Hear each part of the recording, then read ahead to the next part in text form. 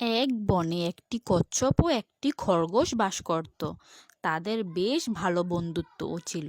মাঝে মধ্যে তাদের ঝগড়াও হতো। খরগোশ খুব তাড়াতাড়ি ছুটে চলে, আর কচ্ছপ সে চলে হেলে দুলে ধীরে ধীরে। কচ্ছপের এই হাঁটা দেখে খরগোশ আর চুপ থাকতে পারল না। বলেই ফেলল, কচ্ছপ ভাই, তুমি কি হাঁটাই না শিখেছ? খরগোশের এমন তাচ্ছিল্য করতে শুনে কচ্ছপটি খরগোশকে গম্ভীর গলায় বলল, এত হাসার কি আছে? এসব প্রতিযোগিতায় নামো, তখন দেখা যাবে।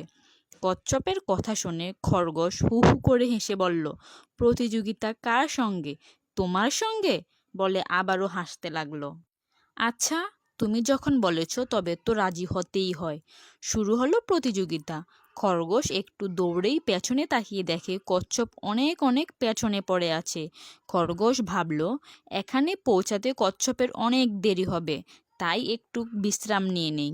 বিশ্রাম নিতে গিয়ে খরগোশ কখন যে ঘুমিয়ে পড়ল নিজেই বুঝতে পারল না। ওদিকে কচ্ছপ কিন্তু সামনে হেঁটেই চলছিল। এদিকে বিকেল হয়ে গেল। খরগোশের ঘুম ভাঙল এবার। সে আশেপাশে তাকিয়ে কচ্ছপকে না দেখে নদীর তীরের সেই বটগাছের দিকে ছুটতে থাকলো। সেখানে গিয়ে হাঁপাতে হাঁপাতে খরগোশ দেখলো তার আগেই কচ্ছপ পৌঁছে বিশ্রাম করছে।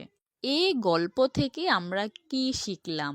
Slow and steady wins the race, অর্থাৎ ধীর ও স্থিররাই জয়লাভ করে, অহংকার পতনের মূল কারণ হয়ে দাঁড়ায়। ধন্যবাদ সবাইকে। আল্লাহ হাফেজ।